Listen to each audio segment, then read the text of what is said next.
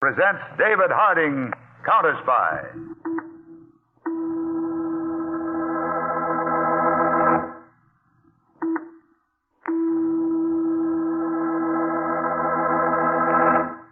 Washington, calling David Harding, Counterspy. Washington, calling David Harding, Counterspy. Harding, Counterspy, calling Washington.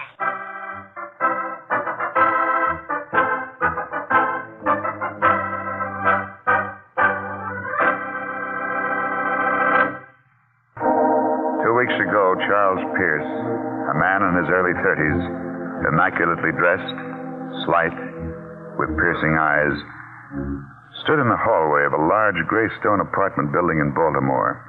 With him was a young woman, Dora Lester. I do not feel this is good, Charles. The biggest opportunity we ever had, Dora.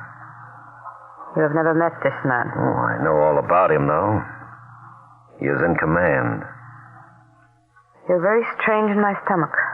A woman's intuition. That's enough. We're paid well to take chances. You do not think this is a trick? You have your gun? Always. But I won't need it, Dora. It's a great honor to meet him. His espionage work is known all over the world. For 2 years, he was in command of all Gestapo agents in Spain. Yes? Mr. Burley? Yes? We received your message to come here. When? Day before yesterday. We were in Boston. Come in. Come over to the table. Just sit down, please.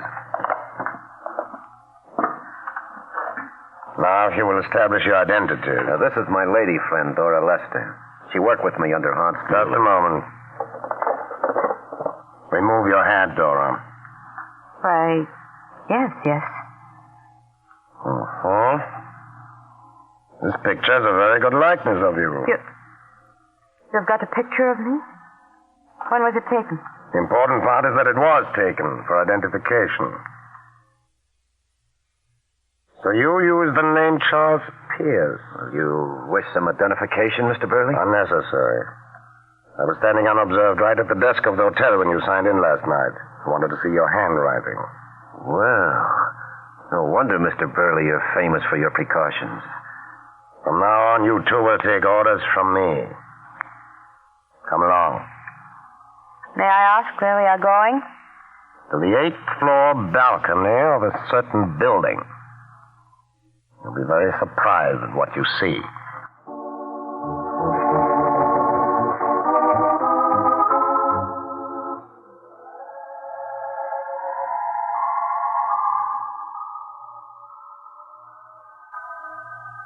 A person could very easily fall to his death from this balcony.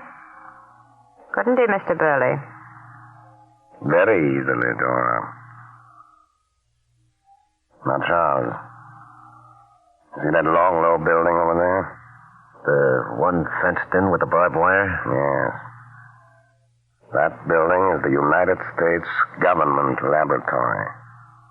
It covers these 2 acres. And the guards who are patrolling there? Just a moment, till I close the fire door. There are 12 guards there, night and day. There's a beam of an electric eye which goes all around the building. Automatic protective devices of every description. So they protect in gold? Something even more valuable. Bugs. Bugs? You're fooling. No. They have bugs in there worth as much as $5,000 each. I hate bugs. I couldn't hate any bug worth $5,000. What is the mystery of them, Mr. Burley? One of the greatest allies of the Japanese is disease caused by jungle bugs. Disease Americans have never experienced. Well, the United States government has had hundreds of specialists capturing these odd bugs in the Pacific. Oh. These bugs are brought to this country and placed in that building. Each species, specially heated rooms, tropical conditions, their own special food. They're bred there. Millions of them. You mean they keep all of the bugs there so the United States can experiment on them to develop poison sprays to kill each different kind? Exactly. New poisonous sprays could not be developed to kill these bugs if there were not thousands of those different species to experiment on. The breeding of some of these bugs is a very complicated process. For instance, Mr. Burley, United States Marines land on an island. Yes, and possibly in 24 hours, a certain percentage of the Marine invaders will be suffering from sickness caused by some kind of a bite from these little-known bugs. Each island, each jungle is hundreds of different kinds. But suppose the Marines do know about the bugs before they land. What can they do about it? If a certain poisonous spray has been developed, effective against the type of bugs they know they will encounter, American planes fly over the island with thousands of gallons of the spray. Spray the jungles, many of the bugs will be destroyed. No wonder those bugs in that laboratory are valuable. But the way that laboratory is guarded, it would be impossible to get near it or destroy the bugs. Impossible for anyone but me. See that building just at the end of the laboratory? Yeah? That is a scientific library. And it is open to medical students who wish to do research there on insecticides. Is it guarded? Certainly. A guard at the door. He searches everyone when they enter or leave. The guard's name is Connors. Connors. In the evening when he's off duty, Connors often drinks beer down the street over at that restaurant with a sign. Yeah. You're to meet him. Find out what his hobbies are. What he eats. What he likes. Then report to me by telephone.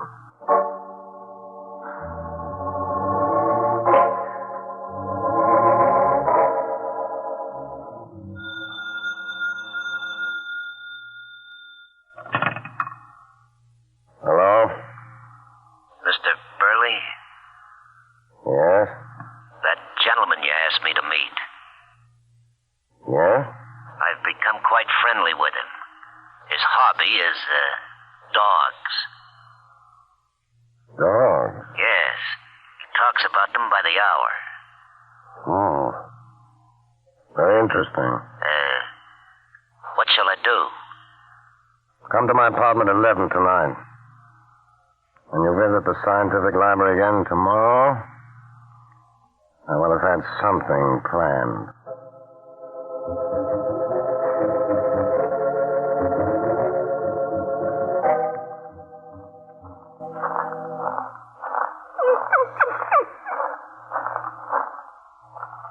Hello, Connors.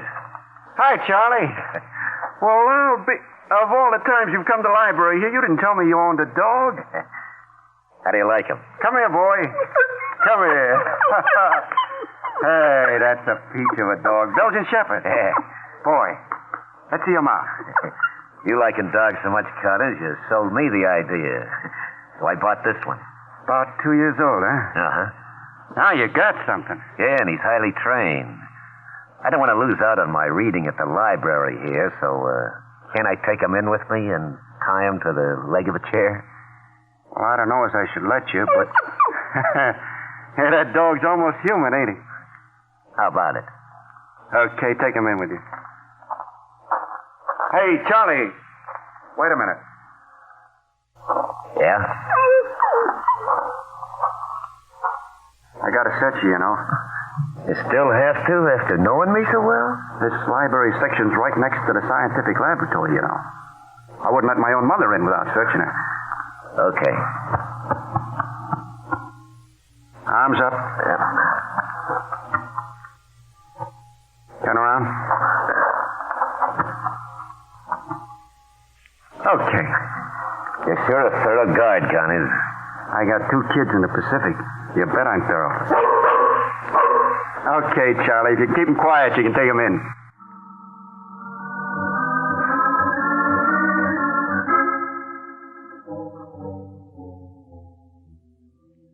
You know, Dora, this dog doesn't like Mr. Burley's apartment here. I can see from the way he looks, Charlie.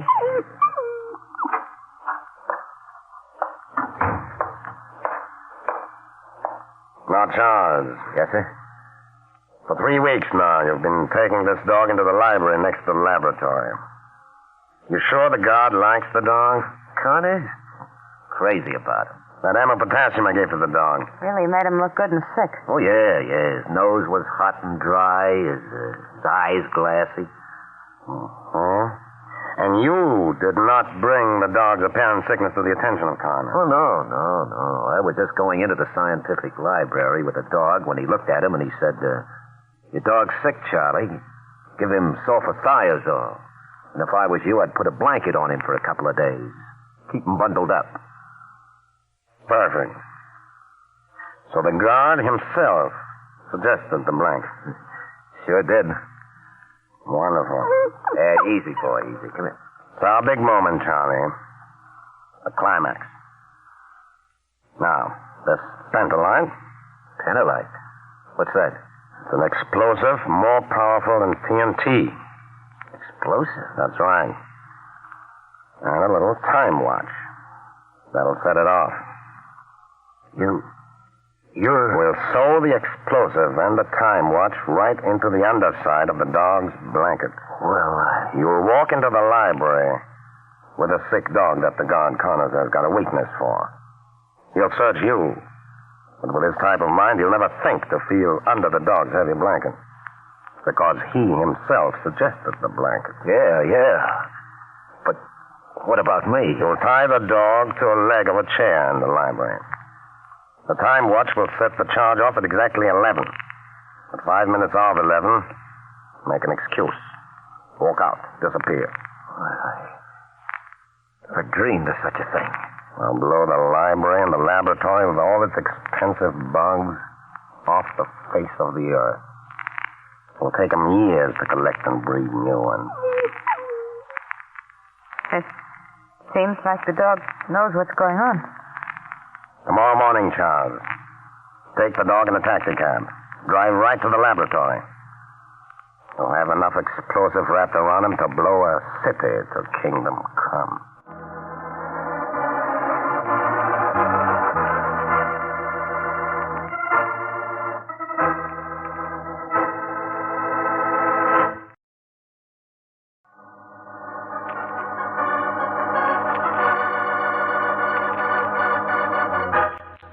Now back to David Harding, Counterspy.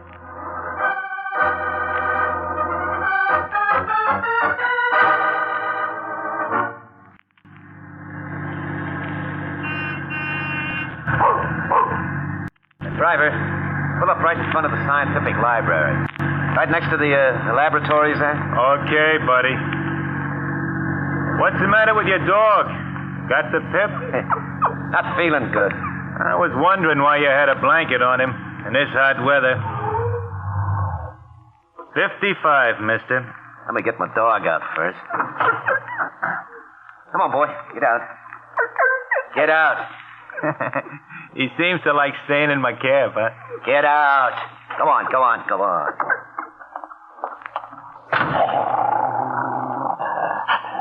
Hey, I guess he sees the big dog the woman's got over there. Got change for $1? Oh, sure. I guess the big police dog over there don't like your dog. Stop it. Hey, there. Hey, that woman's having trouble holding her dog. Hey, hold on to your dog. Don't bring him over here. I can't hold him. He's stronger than I am. There's gonna be some action. Hey, hold on to that dog. Boy, come here now. You're too late, mister. Hey, you gotta hold that dog. Get your dog away. I can't. Come on, boy. Come here. She's lost him.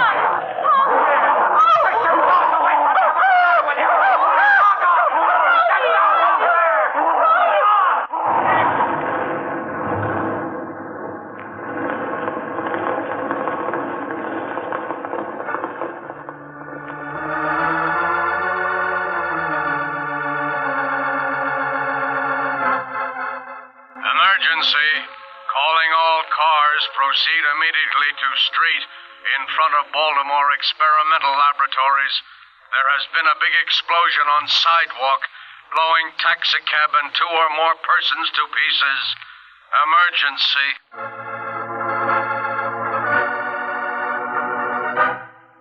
Harding speaking. All roving Washington Counterspy investigators leave for Baltimore immediately. Emergency. Explosion in front of government laboratories.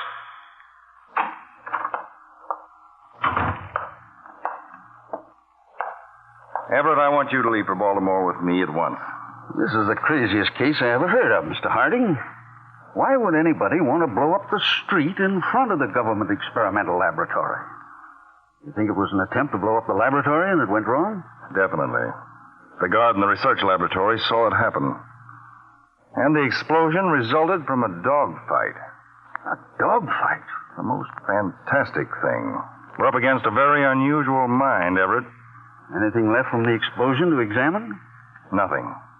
The man who had one of the dogs, the woman who had the other dog, the taxicab driver, all were blown to bits. It was a terrific explosion. As soon as we reach Baltimore, we'll set up a thorough investigation.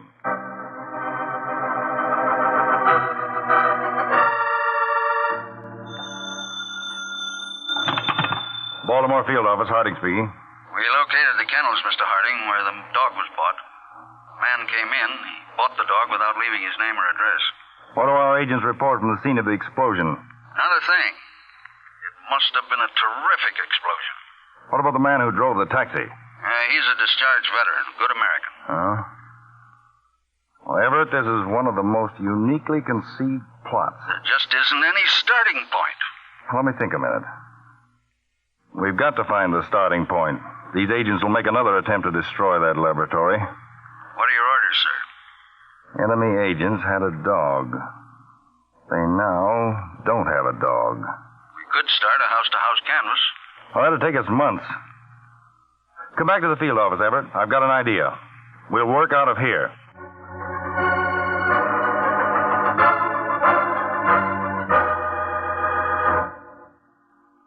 I'm feeling very nervous, Mr. Burley. Can't we leave this apartment and go someplace? What time is it, Dora? Almost midnight. All right. We'll go out to eat. Seems funny not having Charlie around. Don't mention that fool. He bungled my whole plan. Have the newspapers said anything about the explosion? Just one little item. The government must have clamped down with censorship. You're going to try some other way to destroy the laboratory? Of course. But this time I'll do it myself. Oh. You're rather pretty, Dora. I like you, too. Who's that? You don't suppose Charlie really wasn't killed? Oh, strange this time of night. I'm frightened. Stop it. I didn't leave one possible clue. Yes? Are you Mr. Burley who lives here? Yes. I'm David Harding of the United States Counterspy. This is one of my agents, Mr. Everett. May we come in, Mr. Burley? Why, yes, come in. This is Miss Dora Lester, a friend of mine. How do you do, Miss Lester? This is Mr. Everett. How do you do? Miss Lester? May I ask why you've called, Mr. Harding? Well, 3 days ago, Mr. Burley, there was a dog which caused an explosion in front of the Baltimore Scientific Laboratory. Why, that's strange. Yes, very strange, Mr. Burley. In fact, peculiar. These are government orders. Neither one of you is to move. Just a minute. No minute at all. I'm frisking you. No gun. Ever check, Miss Lester? No gun either. Mr. Harding, your attitude is uncalled for. Mr. Burley, my men have been covering Baltimore. Restaurants, meat markets, pet shops, formulas, everything. Well, we found a restaurant right across the street where a man had been buying food for a dog every day. He hasn't bought any such food for the last 3 days. I suppose you're referring to me. Yes. Well, what am I supposed to say? You're supposed to do some pretty tall explaining. Where is your dog, Mr. Burley? He, died. Oh? He didn't die by being blown to bits, did he, Mr. Burley? No. My dog died a natural death. I see. Well, when a dog does die a natural death, of course, there's always the body. Isn't there? Why, yes. Where is your dog's body, Mr. Burley? Well, I was very attached to him. I took him and buried him in the country. Suppose you show us where. At this time of night? Yes. All right. Must I drive out too? I'm afraid, Miss Lester, you must.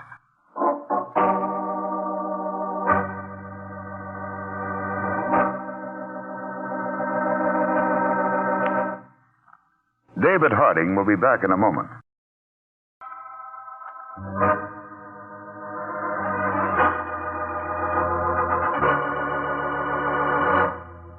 Now, back to David Harding, Counterspy.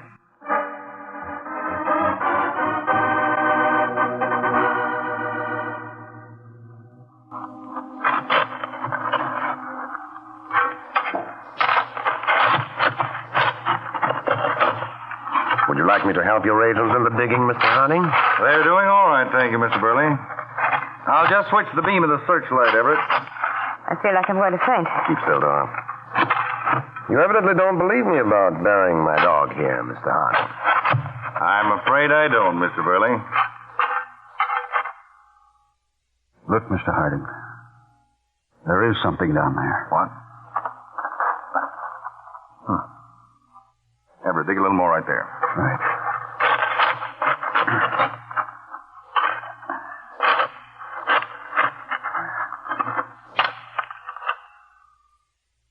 Can you beat that? What do you think, Chief? Let me focus the flashlight.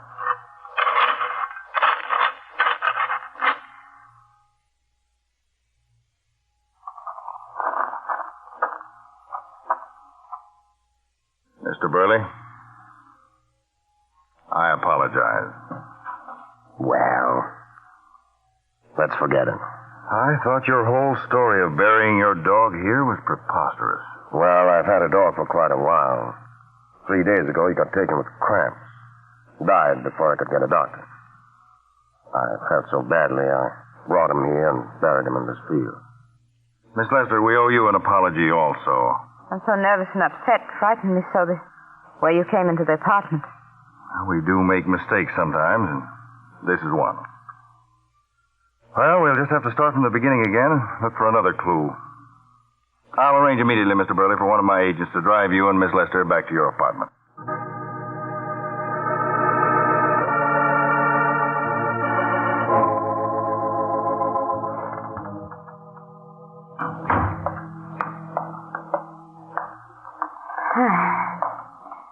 Seems so good to be back in the apartment again.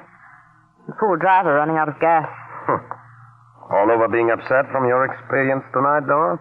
Yes, Mr. Burley, I guess so. Everyone makes mistakes, you know. Even Mr. Harding. He used to be a very charming man. I don't see how you ever found in that darkness where you buried that dog. Oh, that was simple. That was a dirty trick you pulled on me, Burley. I'm not in the habit of telling everyone everything. You could have told me that you killed another dog and buried him out there. How do you think I felt all that time when you were claiming you did? And I thinking as soon as we got out there wouldn't be any dog's grave and we'd be caught. You might as well learn to trust my judgment. Now go into your room and get cleaned up. We'll go out to a restaurant and get something to eat. Charles used to tell me everything he was doing. And Charles spoiled my whole plan and got himself blown to pieces. Just the same, we had fun together and we... Get your hands up, both of you. What's the meaning of this? Put your hands out. These cuffs are going on you. Wait a minute. I can explain. You've already done your explaining, Burley. I hoped you wouldn't suspect anything when my agent pretended to run out of gas while bringing you two back to the apartment. It gave me time to go to the police station and see if anyone during the past 3 days had lost a black shepherd dog with a tooth missing from the lower right jaw. What does that prove? It proves that when your other dog was blown to pieces, you didn't dare go to the kennels and buy another. So you looked until you could steal one. You killed him and buried him out there just in case there was some slip and you were approached. Will I be put in prison if I tell everything I know? Shut up, you fool. What I'd like to do to you, Burley, is throw you to a whole kennel of dogs. They'd give you what you deserve. But instead, you're going to go to the electric chair. And a lot of men will be coming home from the Pacific who wouldn't be if your fiendish plan had worked. Burley, consider yourself under arrest by the United States government for espionage and murder.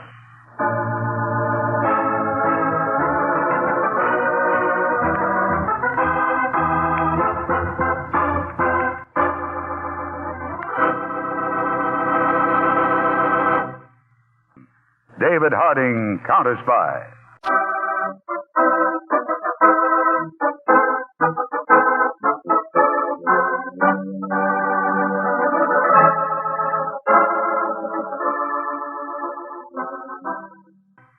David Harding, Counterspy is a Phillips H. Lloyd production. This is the American Broadcasting Company.